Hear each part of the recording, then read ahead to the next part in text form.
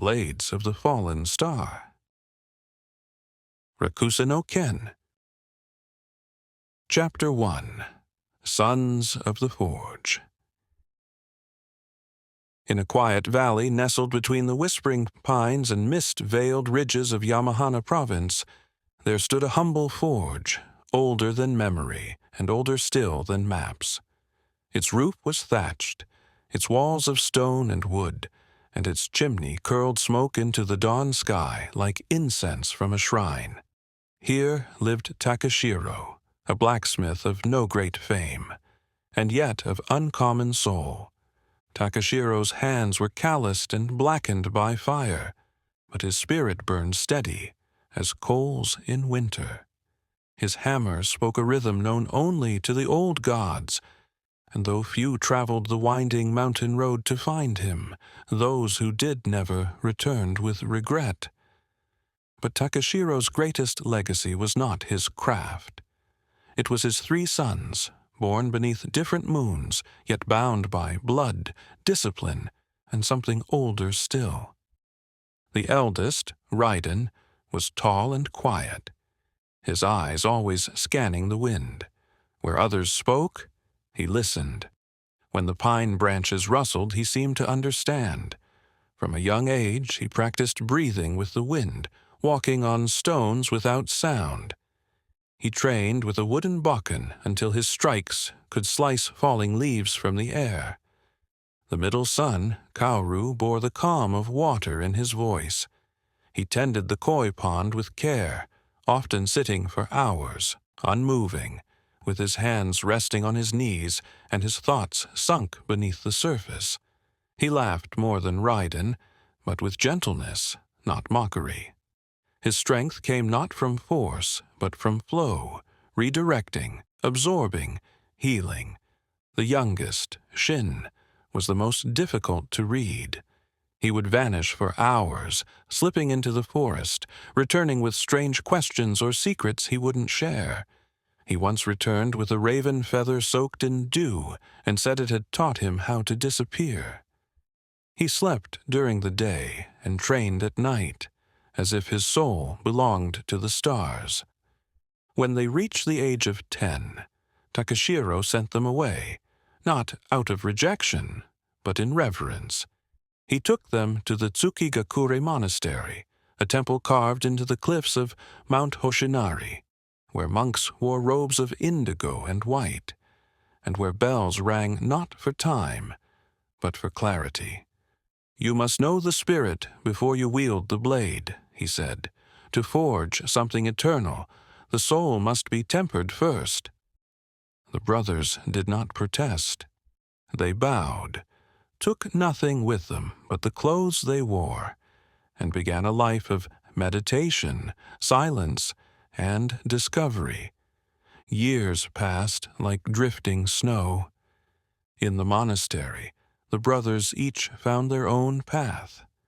Raiden trained under Master Kenun, a veteran of the old wars who taught not through speech but sparring. Raiden mastered the art of breath, of timing, of the silent step between thunder and strike. Kaoru tended the temple's sacred spring and garden. He learned the movements of energy through palm and pressure, and how to mend broken bones with herbs, breath, and kai. The monks said he had the hands of a healer, but the heart of a warrior. Shin disappeared more often than he was seen, slipping between shadows, listening to conversations meant for no ears. He memorized scrolls others had forgotten, and practiced with blades made of bamboo that never touched the ground. Some said he spoke to the temple's fox spirits. Others said he simply saw what others refused to look at. On the morning of the winter's solstice, the 3 brothers knelt before the great bell of Tsukigakure, their training nearly complete. It was there that Master Renshin appeared, his long, white eyebrows like clouds over a narrow, time-worn face. He leaned on a crooked pinewood staff, carved with spirals and dragon shapes. "I dreamed of fire falling from the stars," he said without greeting, and in the fire 3 blades were born. Each one carried a soul I have known before. Yours." The brothers remained still, but their hearts beat louder than temple drums. "You are not new souls," Renshin continued, unrolling a scroll bound with red thread. "You are echoes. You have fought before, and you were betrayed." Kaoru's brow furrowed. "By whom, Master?" Renshin did not answer. Instead, he began to read aloud a prophecy, his voice barely louder than the wind. "When blood stains the heavens and fire wears a crown, a red star shall fall, and kings will bow down." The bell behind them quivered, not from wind, but from footsteps echoing through the halls. Renshin closed the scroll.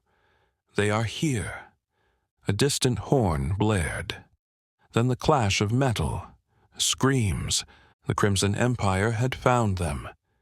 Takashiro's sons rose in silence. "What must we do?" Raiden asked. "Return to the forge," Renshin said, placing the scroll into Shin's hands. "Return to your father. The time has come." He paused, looking at them not as boys, but as blades yet to be drawn. "The stars are watching." The brothers bowed deeply and disappeared into the tunnel behind the shrine, one carved long ago for purposes long forgotten. Above them, the monastery burned. Crimson banners unfurled like blood across the wind. But the forge still waited, and the stars had only just begun to fall. Chapter 2. Whispers from the Sky.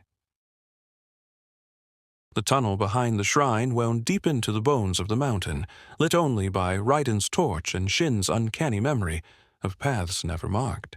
The silence was thick, broken only by distant booms above, the monastery falling, stone by stone, beneath the Crimson Empire's iron advance. None of the brothers spoke for some time. Words felt fragile down here. At last, Kaoru broke the silence. "Do you think Master Renshin survived?" Shin didn't answer. Raiden only nodded once, solemn. "If he fell," Raiden said, "then he fell as a monk, a warrior of the sky." The path led them to an overgrown exit in the cliffside, hidden behind vines and twisted roots. When they emerged, the sun was rising over the valley, and smoke curled in the air behind them, like a ghost that would not let go. The brothers moved fast. 2 days passed on foot, down forgotten forest roads and along riverbanks that only the locals knew. Sometimes they passed old shrines, long collapsed. Sometimes they heard whispers in the wind, things only Shin could interpret. When they rested, they sharpened their minds, not their blades. When they reached the ridge above their father's forge, it was near dusk. The sky blazed orange, and Takashiro stood outside with a shovel in one hand and a blade of half-finished steel in the other. He had been expecting them. Raiden knelt. "Father, the monastery has fallen." "I know," Takashiro said, his voice like iron cooling in water. "The stars told me." He turned and led them inside. The forge was just as they remembered, tools in their rightful places, coals glowing low, the smell of ash and pine. "I had a dream," Takashiro said once they were seated around the fire. 3 dragons circled a falling star. They screamed your names in tongues I had long forgotten. Then they dove into a mountain. He turned to the anvil, where a strange mark had burned into the metal. A triskelion of stars, 3 comet shapes forming a spiral. I thought it was nonsense, until the sky tore open last night. That night, the heavens broke. A sound unlike anything they had ever heard. A ringing that split the air like the cry of a dying god filled the valley. The trees trembled. The animals ran. And then it came. A silver-blue meteor, trailing light like a sword drawn from heaven, shot across the night sky. It lit the mountains, split the clouds, and roared like a dragon plunging to earth. The impact shattered the distant peaks and sent waves of wind crashing across the forge. The brothers stood outside, silent, their eyes wide. As the echoes faded, a strange stillness settled over the world. 3 streaks of glowing blue light broke off before the meteor struck. They arced in different directions, one to the north, one west, one east, vanishing into the high ridges beyond the valley. The next morning, none needed to speak. Each brother packed lightly, said their goodbyes to Takashiro, and set off, drawn toward their fragment as if by gravity of the soul. Raiden climbed the wind-swept cliffs of Mount Shinkaza, where hawks soared on invisible currents and lightning split the stone. Kaoru followed the river through mossy groves to the silver pool, where mist clung to the water like silk, and the sound of dripping echoed like flute notes. Shin vanished into the shadowed forest paths of Yorikami Hollow, a place the villagers feared to enter, even in daylight. Each would find their shard. Each would meet their dragon, and none of them would return the same. Chapter 3.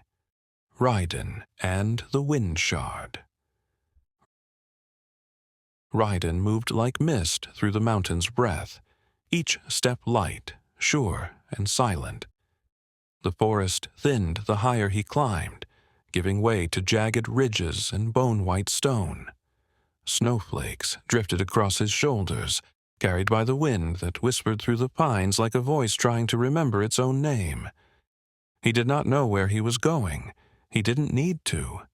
A force, older than memory and deeper than logic, pulled at his chest, as though a part of his soul had fallen from the sky, and he was simply following the thread back to it. By late afternoon, the sun dipped behind the cliffs, and the world turned gold and pale blue. That was when he saw it. A crater, carved into the mountainside like a dragon's claw, had raked the earth. At its center, half buried in melted stone, was a shard, a piece of something not meant for this world. It glowed faintly green beneath a thin veil of frost, humming like a struck bell. Raiden approached slowly, reverently. As he stepped into the crater, the wind fell dead still. Then it whispered his name. Raiden! The voice came not from the wind, but through it. He knelt before the shard. As his fingertips brushed the glowing surface, everything changed. A gust of wind exploded around him, not violent but lifting. He was no longer in the crater but in a white void, suspended midair, turning slowly in silence. He could hear his heartbeat, and then another deeper rhythm, the beating of wings. Out of the fog formed a great shape, serpentine, vast and luminous.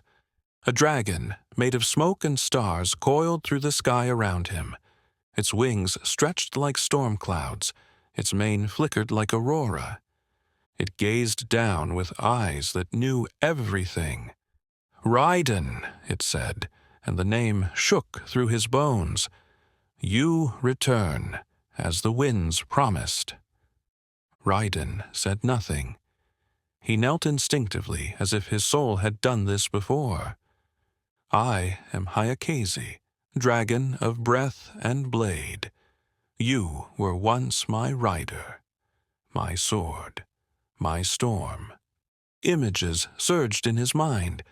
Battles fought on the wind, duels atop cliffs, kings toppled by a silent blade. These weren't dreams, they were memories. Take my essence, Hayakaze said. Bring it to the flame. There, I shall be reborn. The shard pulsed in Raiden's hands, hot now, alive. But it did not transform. It waited. The forge will finish what the stars began. Raiden awoke in the crater, breathing hard. The shard rested in his hands, still glowing but heavy, as if containing a slumbering heart. He stood.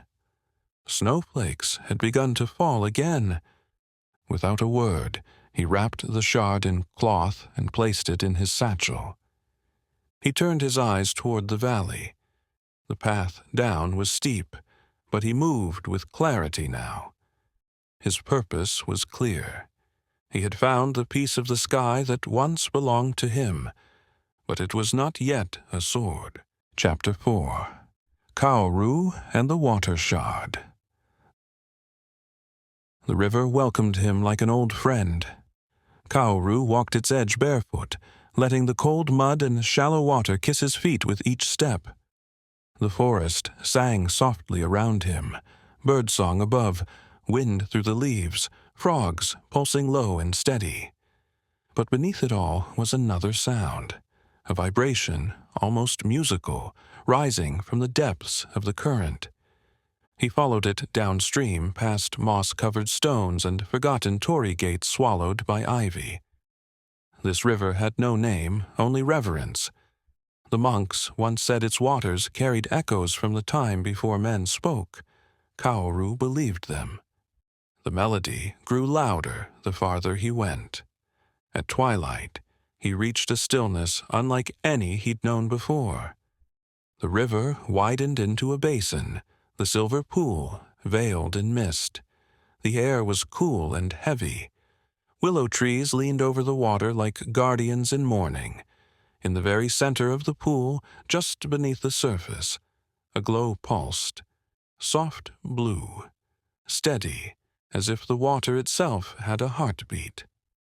Kaoru stepped forward, breath shallow. He didn't need to wade in.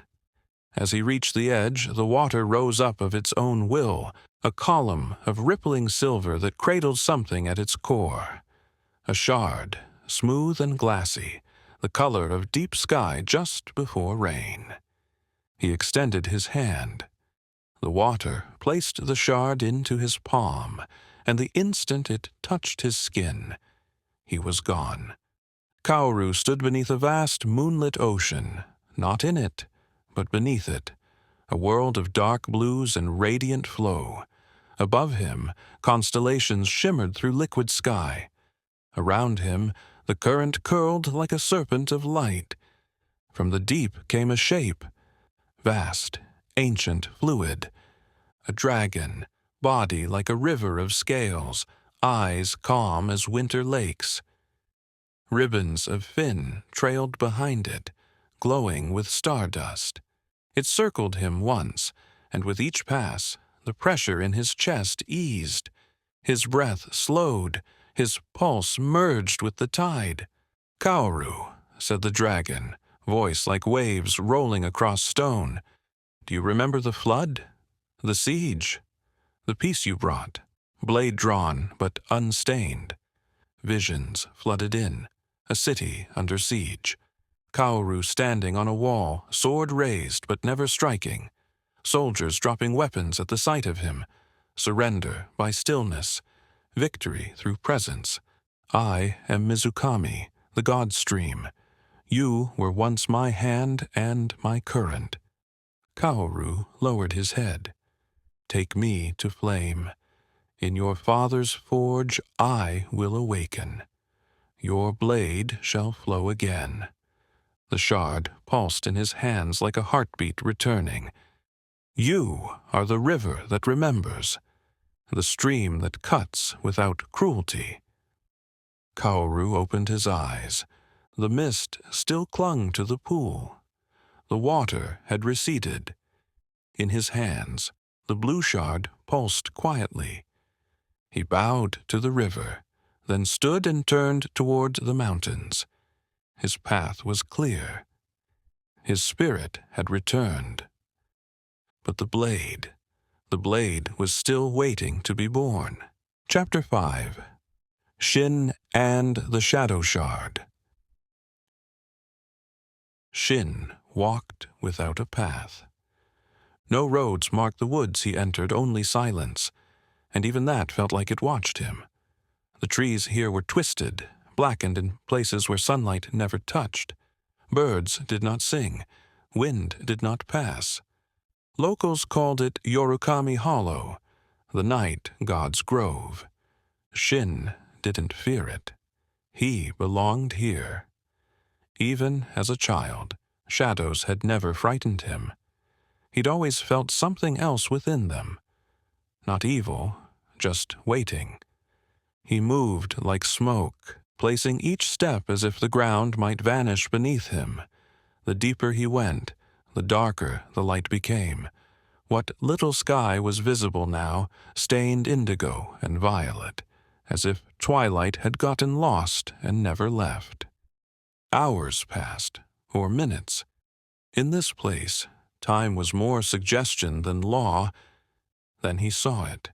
A clearing, circled by dead trees bent inward as though in silent prayer. At the center, a patch of ground glowed faintly purple beneath blackened roots. Resting atop the moss was a shard, nearly invisible except for a faint pulse, like the dying ember of a star. It didn't glow outward. It seemed to swallow light instead. Shin approached slowly. The moment his foot crossed into the circle, the air shifted. The wind vanished. His breath fogged and disappeared. Then the shadows rose. The world melted around him. He stood in a place of midnight and stars, like walking across a sky with no ground beneath it. Nothing but void. And yet he stood. Something moved. A massive shape, long and lithe, silent as falling ash. From the blackness emerged a dragon, its body cloaked in indigo smoke and stardust, its eyes like twin moons eclipsed. It said nothing at first. It only circled Shin, trailing shadows that bent and recoiled. And still, Shin did not flinch. "You remember," the dragon finally said, voice like breath on stone. "I am Kajeo, the Shadow King, the unseen blade. And you were my silence." Visions surged, not like a storm, but like doors slowly creaking open. Shin standing atop castle walls, unseen, slipping past soldiers without sound, striking down tyrants before they knew fear. No rage, no cruelty, just balance. Your blade was never meant to be worshipped, only remembered by those spared by it. The dragon curled around him like a mist. "Bring my core to the flame. Let your father awaken me." The shard pulsed in Shin's hand. It was cold, but alive. "You are not the shadow. You are the truth hidden by it."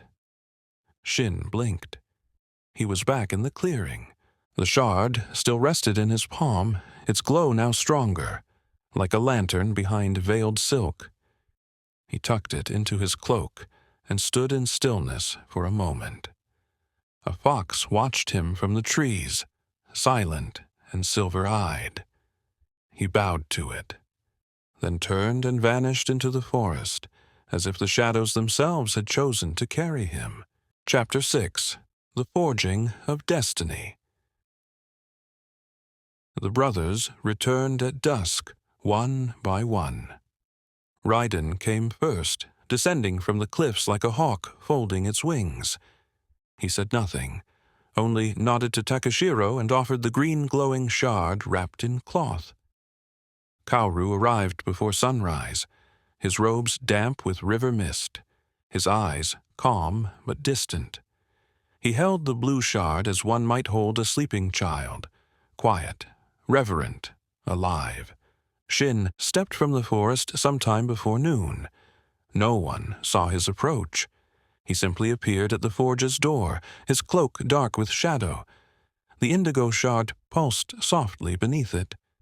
Their father said nothing at first. He simply looked at them, then at the shards, then to the sky. The stars did not lie, he murmured. That night, Takashiro prepared the forge. He placed sacred herbs around the anvil, drew sigils in chalk beneath the coals, and chanted prayers he had not spoken in decades. At each cardinal point, he lit a lantern, green, blue, and indigo. Their flames flickered in harmony. The brothers stood in silence, their dragons whispering from deep within. Each one felt the weight of destiny, like a blade hovering just above the soul. Takashiro took the shards and placed them before the flame. He did not strike them. He spoke to them. Spirits of star and storm, return to form. Through blood, breath, and steel, let purpose be sealed. The forge roared, not red, but silver blue and violet, like moonfire. The coals hissed, the shards trembled. Then the first began to change. The green shard rose first, swirling in the air like a leaf caught in wind.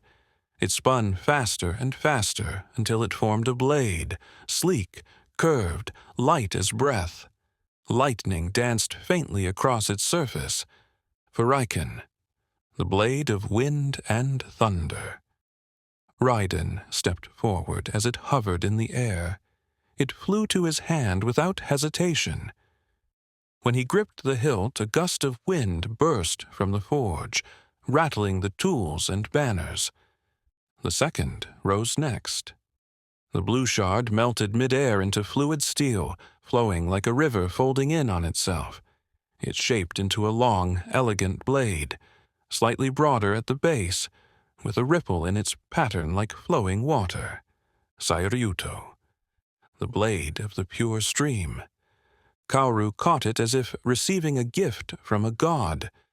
The moment his fingers touched the grip, the forge steamed, and droplets of condensation formed on every surface. The final shard rose silently. It did not glow, it absorbed light. It shimmered with quiet power as it twisted into a blade that reflected nothing, only depth. The hilt was bound in black cord, the blade straight and narrow, made for precision and vanishing strikes. Yugato, the blade of the phantom fang. Shin stepped forward. As he gripped it, the flames in the forge dimmed, and for just a breath, the brothers disappeared from sight, hidden within the dragon's shadow. When the forge calmed, the blades hummed in unison. The dragons stirred. Above them, the wind shifted. Clouds gathered, lightning pulsed through the sky, green, blue, and indigo. No thunder followed, only silence, sacred and watching. Takashiro leaned heavily on the anvil. His hands trembled, not from weakness, but from awe. He looked at his sons, not as boys, but as sword-bearers bound by fate and flame. "Your blades are not weapons," he said quietly. "They are mirrors of who you were, of who you must become." He paused, then smiled faintly. "And of what the Crimson Emperor fears most." That night, the stars above Yamahana burned brighter than ever, and in the quiet forge, 3 blades slept beside their chosen hands. Tomorrow, the war would begin. Chapter 7. Echoes of the Past. The first night with the blades was dreamless. The second was not. They slept within the forge, each brother wrapped in his own silence. Takashiro had retreated to his quarters, leaving them alone with the weapons that now whispered softly in the dark. Outside, rain tapped the roof like distant footfalls. The wind spoke in forgotten syllables. Raiden was the first to wake, not in body, but in memory. He stood upon a battlefield, unfamiliar yet known. Mountains circled a valley littered with banners of gold and blue. Smoke curled upward from shattered towers. His armor glinted silver. Around him, soldiers bowed, not in worship, but in trust. On a nearby hill stood his brothers, older, sharper, clad in dragon-forged armor that shimmered with the same colors as their blades now did. They raised their swords. A great black gate in the valley opened, and from it stepped a figure in crimson. Kaoru's dream came second. He sat in a grand hall, sunlight pouring through paper walls. Incense burned. A child knelt before him, crying. Behind them, servants whispered, afraid, ashamed. Kaoru's hand rested on the boy's shoulder. He remembered now. He had spared this child, spared him against the counsel of his brother warriors. The boy's village had rebelled, but Kaoru saw something else, mercy. The child looked up. His eyes glowed faint red. Shin woke gasping. He had stood in a temple made of obsidian, alone, watching the shadow of someone else wearing his face strike down a monk in silence. He had been betrayed by a shadow that moved like him, but wasn't him. He stood over the dying monk and looked into the man's eyes. The bloodline will rise, the monk whispered, because the stars lost faith in themselves. When the brothers rose the next morning, none spoke at first. They stood outside, blades sheathed, facing the horizon. The rain had passed. The clouds were thinning. Raiden finally said, "I remember." Kaoru nodded. The war wasn't just lost, it was twisted. Shin's voice was the quietest. Someone wore our faces, our power, to build his throne. They looked to the east, toward the crimson capital, toward the one who still wore a mask made of the stars. That night, Takashiro showed them something he had kept hidden since before their birth. A scroll, sealed with dragon wax and bound in silk. Upon it was drawn a prophecy in ancient calligraphy, written not by monks, but by the last wielder of the blades. Raiden read it aloud. When the sky burns twice and the crown of blood ascends, the 3 stars must rise again. For only those who fell may rise, and only those betrayed may cut the chain. They folded the scroll in silence. Then Shin said what none of them dared. We weren't just guardians. We were the ones who failed. Chapter 8. The Crimson Mask. Far to the east, beyond the riverlands and broken temples, beyond forests that no longer sang and towns that bowed not by choice but by law, stood the Crimson Palace. It was a fortress of obsidian stone and red lacquered wood, built atop the ruins of an older castle. Spires reached like spears into the sky. Black banners stitched with the symbol of a single blood-red eye hung from every tower. Inside, the air never felt warm, not even in summer. At the heart of the palace, within the throne of flame and iron, sat Emperor Akuro. He was not old, but neither was he young.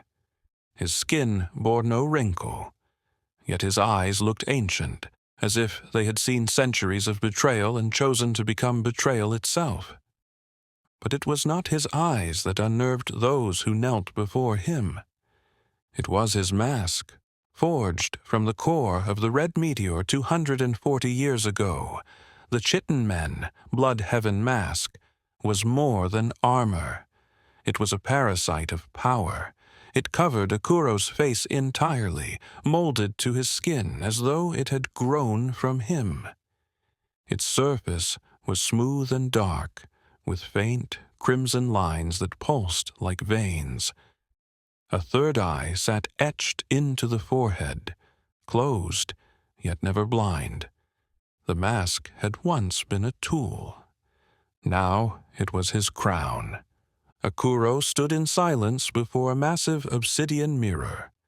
Behind him knelt his inner circle, generals, scholars, and high priests. None dared speak unless asked. The mirror showed images not of reflection, but of memory. Flickering in its depths were scenes of fire, prophecy, and fallen towers, and in each scene 3 figures appeared: Raiden, Kaoru, Shin. They stood tall, armored, wreathed in light, in another life, and they had almost destroyed everything. The mask tightened around Akuro's face. "They live again," the mask whispered in his mind. "The forge has burned. The blades are born." He turned slowly. "The dragons have returned," he said, voice smooth as oiled steel. "It seems the stars have not yet learned their place." One of the priests bowed deeper. "Shall we send the crimson blades, Majesty?" Akuro did not answer at first. He walked to the edge of the chamber, looking out over his city, its streets quiet, its skies gray, its people obedient. Then he smiled. "Number, let them come. Let them believe they have a chance." He touched the hilt of the sword beside his throne. Gokwento, the hellflame blade, burned with a glow that pulsed redder than blood, deeper than rage. It was a blade that fed on fear and scorched the souls it pierced. "They think this is a story about rebirth," Akuro murmured. "But they forget." He turned back to the mirror. "It was I who buried them last time." The mask pulsed, and the third eye began to open. Chapter 9. The Crimson Hunt Begins. It began with a crow. Not the kind that cawed from rooftops or picked grain in fields. This one was blacker than shadow, with crimson eyes and a braided scroll tied to its leg. It circled the valley twice, then dove through the trees toward the forge. Takashiro saw it first. He stepped outside and watched it land on a branch just above the anvil. The scroll unfurled on its own. It read, "The stars cannot save what was meant to fall. By order of the Crimson Mask." By the time he looked up, the crow had vanished. The brothers had been preparing. Since the forging, they trained in the early dawn and late into the night. They no longer practiced as students. They remembered. Their bodies moved with purpose, their strikes fluid, their breath in sync with the elements. But today felt different. Raiden stood on the ridge, eyes closed. There are footsteps in the wind.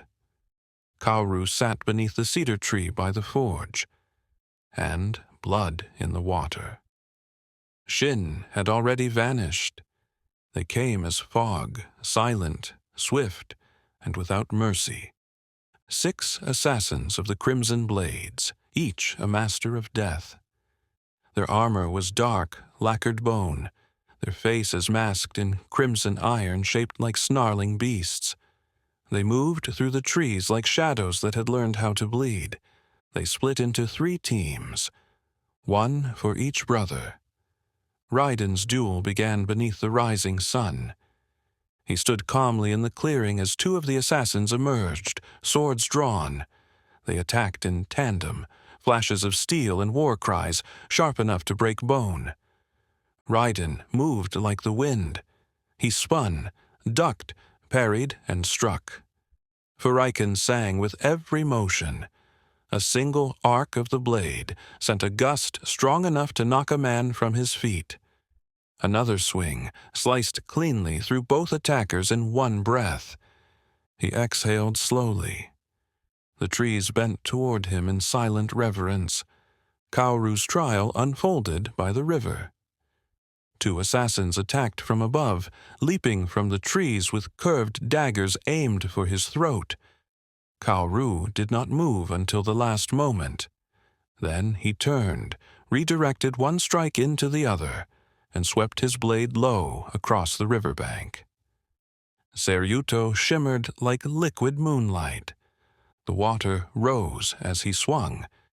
It crashed down like a wave, slamming both attackers into the stones. He knelt beside them and closed their eyes, murmuring a prayer. Shin's encounter was already over.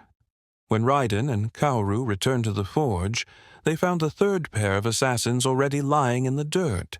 No blood, no wounds, only closed eyes and a single black feather resting on each chest. Shin stepped from the shadows behind them. "Sleep," he said. "Not all blades are meant to kill." Takashiro watched from the forge entrance, arms crossed, eyes narrow. "You've been seen now," he said. "You've passed the test." Raiden cleaned his blade. That was a message. Kaoru nodded. Akuro wanted to see if we had truly awakened. Shin looked to the mountains. He knows. That night, the brothers stood around the forge in silence. Their first battle as the awakened three had been swift, clean, victorious. But they knew the Empire would not stop there. This was only the beginning. And far away, in the Crimson Palace, the third eye of the mask was fully open now, watching, waiting, calling its generals to rise. Chapter 10. The Phantom Fortress. The wind turned cold as they crossed the threshold of Nokuro Pass. It was once a sacred road, lined with stone lanterns and prayer flags that fluttered like birds in the breeze. Now, the flags were faded and torn, the lanterns cracked and moss-covered. A single kanji carved on each pillar had been scratched out, erased by time, or something worse. Kaoru paused to run his fingers along one of the ruined symbols. "Protection," he said quietly. "The monks carved it into every stone here." Raiden studied the land ahead. Whatever was protected has already fallen. Shin's eyes narrowed. Or something didn't want to be kept out. Beyond the pass lay the forgotten fortress of Corindon, once a monastery of the old dragon priests, now a hollowed ruin twisted by the Crimson Empire's dark arts. Villagers called it the Phantom Fortress, for the way it appeared in the mist and vanished from memory. Few who went in ever returned. But within its walls, it was said, remained the scroll of turning stars, an artifact written by the last celestial swordsman before the fall. If the brothers were to understand what truly happened in their past lives, this was where the truth would begin. The fortress greeted them with silence. Its great stone gate hung open like a broken jaw. Trees grew through its outer walls. Shadows slid along the ground even when clouds parted. The air felt old and unwatched. Inside, the floors were cracked and blackened. Statues of dragons once stood guard in each corner, but their heads had been severed. The shrine at the center had collapsed inward, forming a black pit. And above it all, in the rafters, they waited. Shin's blade was drawn first. "They've been watching us since we crossed the pass." Then they dropped, the hollowed monks. Not living, not dead. Cloaked in robes of ash with glowing red runes scorched into their chests, their eyes were empty, mouths sewn shut. They moved like puppets, but fought like masters. The battle came fast. Raiden met the first wave mid-air, leaping from a fallen beam to strike with Furaiken. Lightning cracked on stone. Each swing created bursts of wind that sent the hollowed flying, but they kept rising. Kaoru moved like water, his blade glowing soft blue in the darkness. Each motion turned their force against them. He struck with the flat of his sword, breaking bindings, not bodies. A few monks collapsed into dust with a sigh of relief. Shin vanished into smoke. From the shadows he disarmed, disabled, and redirected. Yugato struck at pressure points, at tendons, at silence itself.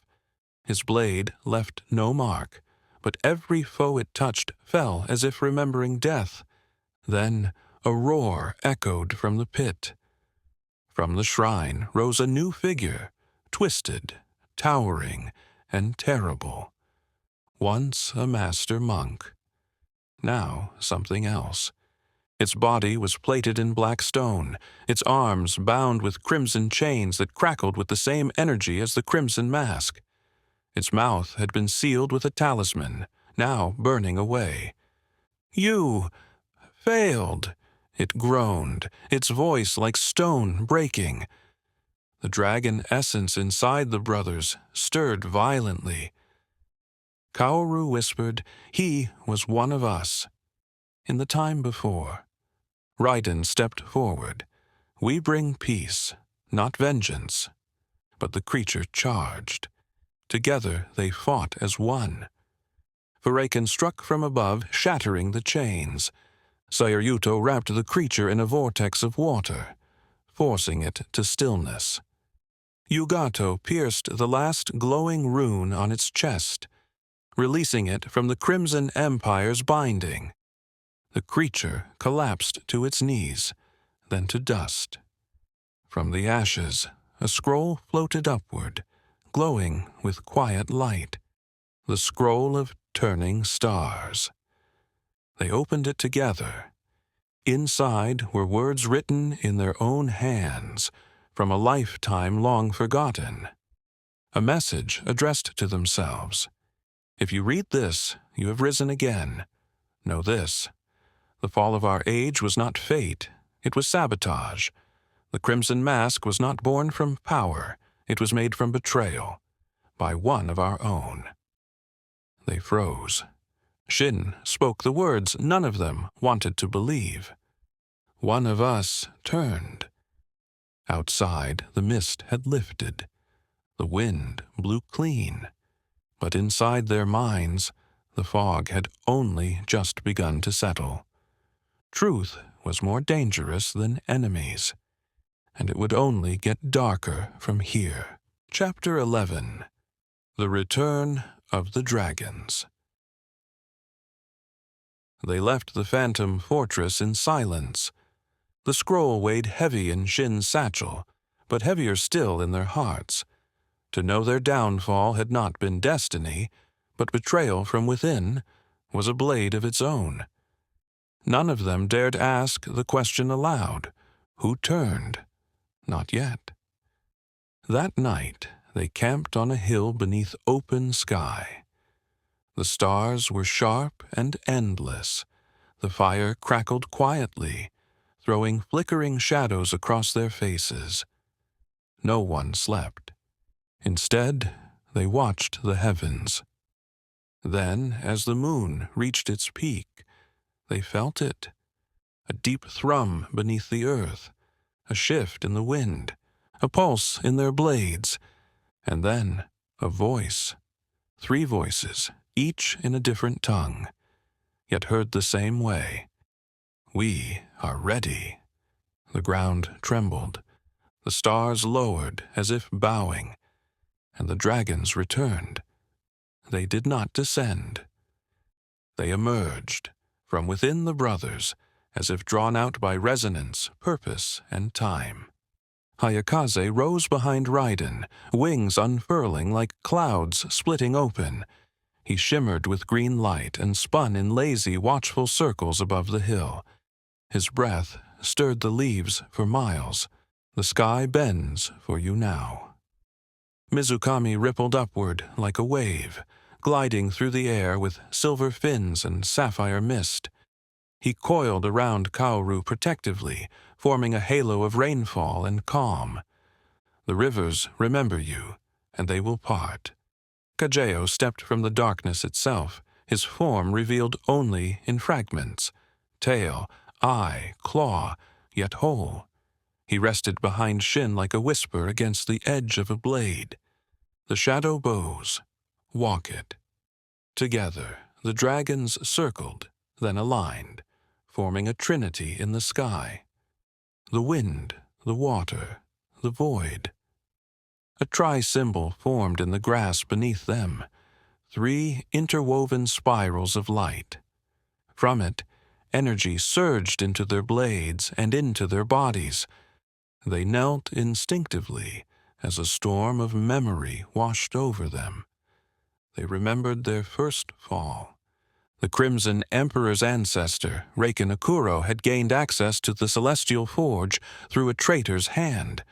The swords had been disarmed, the dragons wounded, the forge corrupted. The Crimson Mask had not merely been forged. It had been stolen.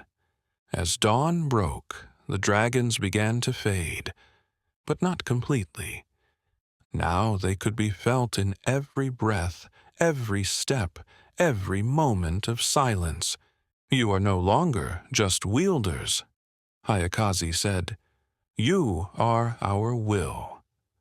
Raiden stood, blade at his side, wind curling around his shoulders like a mantle. Kaoru poured a handful of spring water onto the earth and watched it return to the stream. Shin vanished briefly, returning with 3 black feathers, each tucked behind their belts. Then Raiden turned to the east. "We ride for the capital." Kaoru nodded. "For the forge, for truth." Shin's eyes narrowed. "For what was stolen." Far away, in the Crimson Palace, Akuro felt the tremor in his bones. He turned to the mirror of stars, and for the first time in 2 centuries, the reflection cracked. Chapter 12, Crimson Dawn. The skies turned red before the sun even rose. Not from fire. From banners.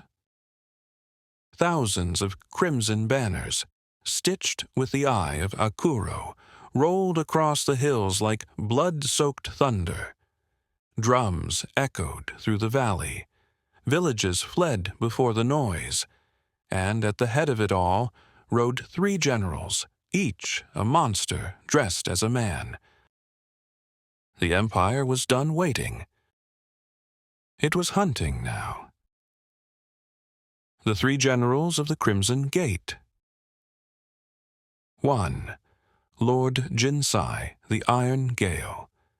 A former monk turned warlord, clad in armor so dense it bent arrows. He rode a black horse whose hooves sparked fire on stone. His blade was a great hammer forged from the same meteor that birthed Akuro's mask. Second Lady Ayaka, the Veiled Flame. A poisoner and spirit binder, once a healer like Kaoru. Her breath turned to smoke, her touch to fire. Her eyes had long since been traded for prophecy. She wore a crown of chains and spoke to the dead. 3. Kenshiro, the Whispered Blade. A man who did not exist on maps. He left no footprints. No one had ever heard him speak. Some said he was once Shin's closest friend or shadow. His blade curved inward like a crescent moon and dripped with silence. They descended upon the village of Hanakusa, just a day's ride from the forge. It had been a peaceful place. Rice terraces, singing children, elders who kept the dragon festivals alive. Now it burned. Raiden arrived first. He didn't wait for orders. Foraken flashed and the winds rose. He carved a path through armored soldiers like a storm given form. Arrows were caught in updrafts. Spears shattered against the pressure in the air. Kaoru reached the gates as flames caught the rooftops. Seryuto split smoke from fire. He deflected attacks with smooth arcs, redirecting force and summoning rain from the sky itself. As he moved, the wounded were lifted from the battlefield by water-formed hands and carried to safety. Shin emerged from the smoke with no sound. Yugato never gleamed. It simply appeared at the neck, at the heart, at the heel. He moved through the shadows like a ghost already remembered. He didn't strike to kill. He struck to end. But then the generals arrived. Jinsai swung his hammer and split the earth. Raiden met him blow for blow, wind against weight. The air screamed. Their clash cracked the heavens, but Furaiken's speed began to turn the tide. Ayaka unleashed spectral flames at Kaoru, whispering memories to confuse him. He nearly faltered, until Mizukami's voice echoed in his chest, "Let the tide carry lies away." Kenshiro stood face to face with Shin and bowed, then vanished. What followed was not a duel. It was a dance of silence and flicker, of mirrors and memories. At times, Kaoru thought Shin was fighting his own shadow. At times, Shin did too. It was Raiden who fell first, knocked to one knee by Jinsai's final strike. But it was Shin who ended it. He caught Kenshiro's blade mid-swing, whispered, "I remember you," and struck, not with rage, but with grief. Kenshiro dropped his weapon and disappeared into the smoke, unmoving. Kaoru extinguished the last of the fire with a sweep of water. Ayaka melted into mist, vanishing into the hills. Raiden stood again, bruised, breathing hard, but unbeaten. And Jinsai, armor cracked and hammer broken, collapsed into the mud, whispering, "You were supposed to stay dead." The village was quiet once more. The children emerged first, staring at the three brothers. One bowed, then another.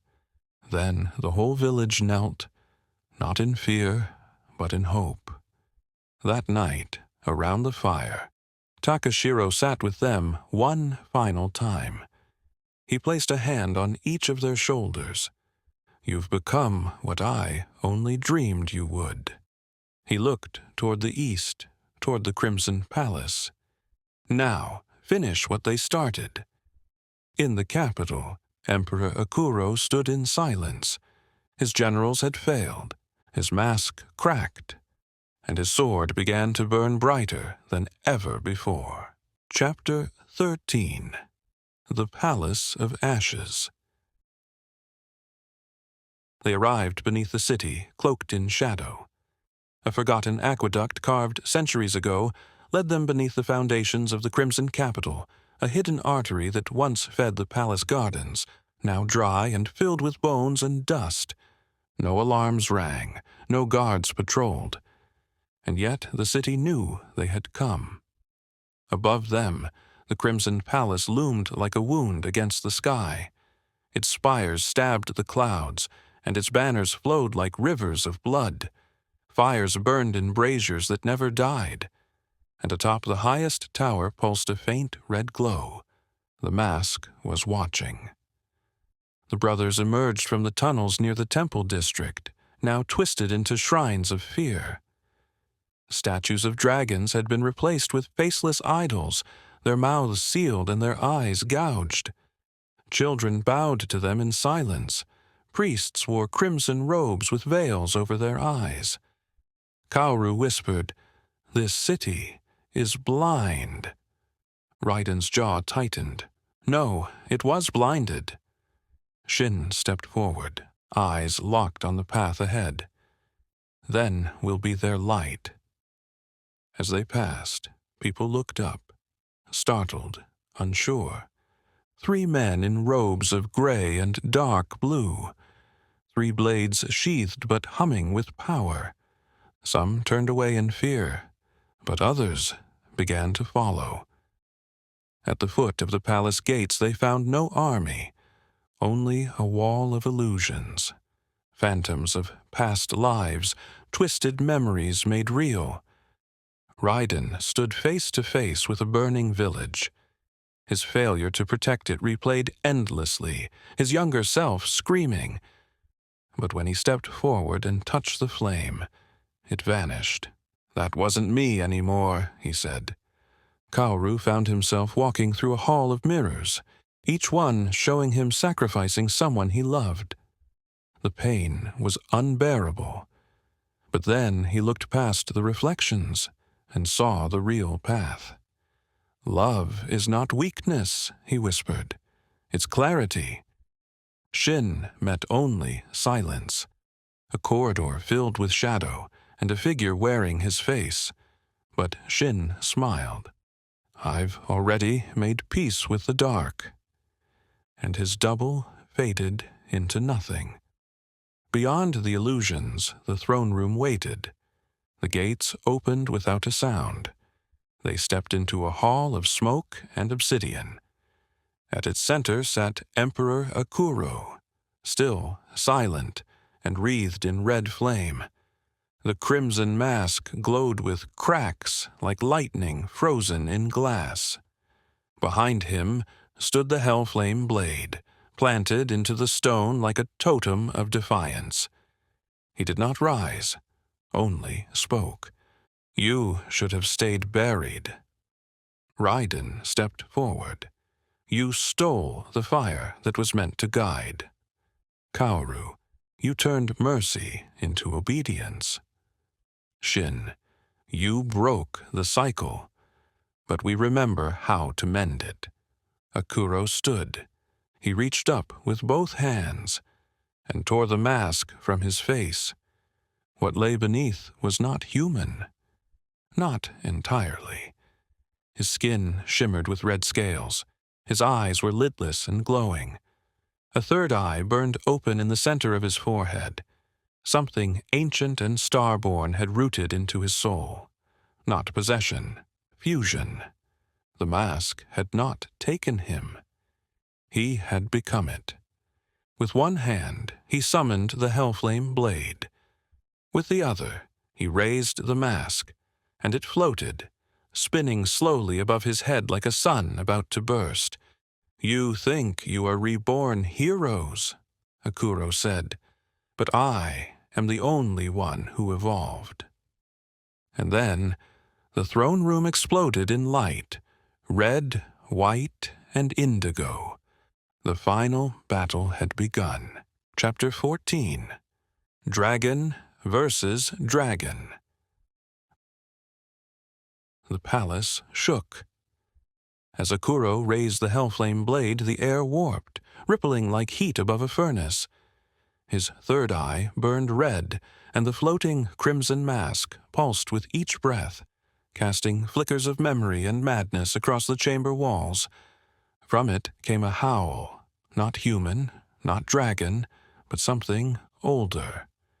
The mask was not just a weapon, it was a prison. And now the prisoner was free. The ground split beneath the throne. From the breach rose a twisted dragon of crimson steel and black flame. Akuro's dragon, no longer a guardian but a parasite, fused with its master's rage. Its scales burned with heat that melted stone. Its eyes were hollow tunnels of war. Its breath was not fire, but forgetting, a blast that erased memories, names, and truth. It roared. The mask blazed, and the brothers answered. Raiden stepped forward. Furaiken shimmered green and silver. The wind bent around him, not to shield, but to sharpen. "Hayakaze!" From above, his dragon burst from the clouds in a spiral of thunder. It dove through the shattered ceiling, wings stretched wide, lightning arcing from every scale. He struck the crimson dragon head-on. Kaoru moved next. Seryuto sang with flowing light. He stepped barefoot into the stone, and a pool of water formed beneath him, cool, pure, alive. "Mizukami!" From beneath the palace surged a geyser of glowing blue. Mizukami rose in a dance of spirals and scales, water turning to mist. Mist to blade. It coiled around the crimson beast, cooling its fire, dragging it toward the earth. Shin vanished, and reappeared mid-air, Yugato drawn. not in front of him, but through him. His strike came not from the hand, but from the soul. Kajeo. From every shadow in the palace, the indigo dragon unfolded, not with wings, but with silence, not with flame, but with inevitability. It wrapped around Akuro's dragon like a question no answer could escape. The battle shook the heavens. Wind clashed with flame. Water carved through steel. Shadow cut through illusions. But Akuro had fused with his dragon completely. Each blow he received, he returned threefold. With a scream, he shattered pillars with his voice alone. With a glare, he froze the blood in his enemy's veins. He struck Kaoru squarely, sending him crashing through a stone column. He caught Raiden mid-leap, tearing lightning from the sky and hurling it back. And when Shin moved in for the killing strike, the mask turned. Its gaze met his, and for one moment, Shin saw himself wearing it. But he blinked and breathed. I am not your shadow. He lunged again, this time not to kill Akuro, but to destroy the mask. His blade, guided by Kajeo, passed through flame and illusion, and struck the floating crimson mask through its core. A sound like shattering history exploded across the chamber. The mask broke, and in that instant, Akuro faltered. His dragon screamed, not in rage, but in grief. The parasite had lost its host, and the fire began to die. Raiden rose again, blade raised high. Kaoru returned to his feet, water spiraling in the air around him, like memory reborn. Shin struck once more, silently, and the three blades came down, together, on Akuro's chest. Not to destroy, but to cut the chain. The explosion was silent. Light spilled outward in waves, green, blue, indigo, washing over the city like truth. And when the dust settled, the crimson throne was empty. The dragon was gone, and the spell was broken. Chapter 15. The Last Strike. Silence filled the ruins of the Crimson Throne. Dust swirled like falling ash. The shattered remains of the palace ceiling let starlight pour in freely now, clean, untainted by flame or fear. The red glow was gone, and at the center of it all, Akuro lay still, not broken, not bleeding, just empty. The crimson mask had turned to ash beside him. The hellflame blade cracked down the center, its glow extinguished. But something still lingered. Kaoru approached first, kneeling beside the fallen emperor. He placed 2 fingers to Akuro's neck. He's alive, he whispered. Shin appeared beside him, or something is. Raiden narrowed his eyes. Then the dragon still breathes. From the body came a low, sickening sound. Not a breath, not a groan, a whisper. I was always one of you. And then the truth hit them. Visions returned, memories layered over memories, truth burning through time like fire through paper. A 4th blade, a 4th dragon, a 4th brother. Once, long ago, they had not been 3. They had been 4, a warrior of flame, of passion, of will, their comrade, their equal, their brother, until the red meteor fell, and the fire consumed him. Kaoru's eyes widened.